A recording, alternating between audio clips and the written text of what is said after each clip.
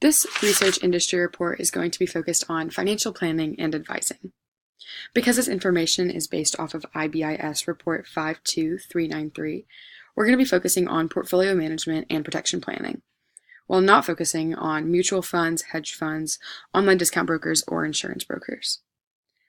The financial advising industry is driven by per capita disposable income, median age of the population, the S&P 500, and households earning more than $100,000 per year.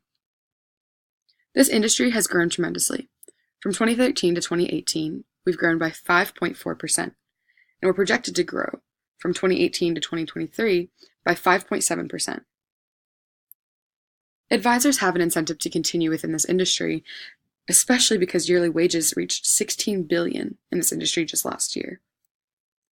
This growth stems from two things. Number one, the baby boomers are beginning to enter retirement.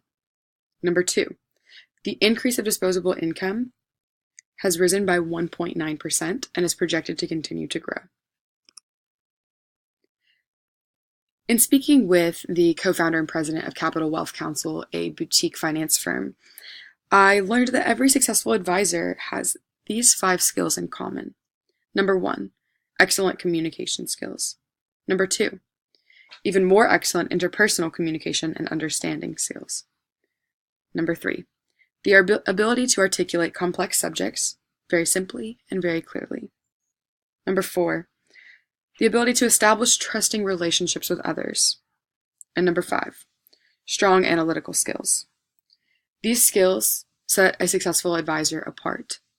He or she should be able to articulate these complex ideas very simply so that their clients may understand, and able to communicate very transparently about transactions occurring within the account. We're now going to discuss technological developments as our biggest success, but also our biggest threat. Our biggest success, based on the IBIS report 52312, is that financial software has increased productivity.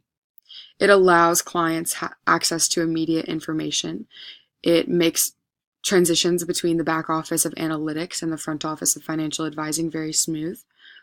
And it allows transparency and communication for the clients and advisors. So it creates an all-around more efficient and productive environment within the financial advising industry.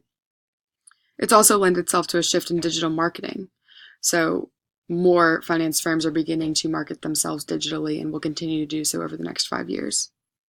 It's also our biggest threat because online discount brokers or independent RIA advisors begin to gain popularity as the stock market increases. So clients are feeling more comfortable, they feel a little bit more happy and willing to take a risk because they know the stock market is doing well, and they feel as if they can handle the financial advising on their own based on an app on their iPhones. However, we combat this through a number of reasons. As the individuals that use these online discount brokers reach retirement age, their needs advance and increase, making them more likely to want to sit across from a human being and discuss their finances, which is where the trusting relationship comes into play. Additionally, larger players like Goldman Sachs and Bank of America will only continue to grow through mergers and acquisitions. So there isn't much of a threat here. Because of technology, we'll get the opportunity to continue to merge. So trends in teaching. In the finance industry, regulation and restriction is very heavy.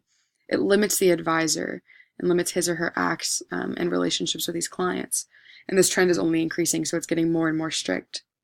The best way to learn how to comply with these restrictions and regulations would be through self-help books or through finance courses, such as financial reporting, giving you the opportunity to see very clearly what is expected of you.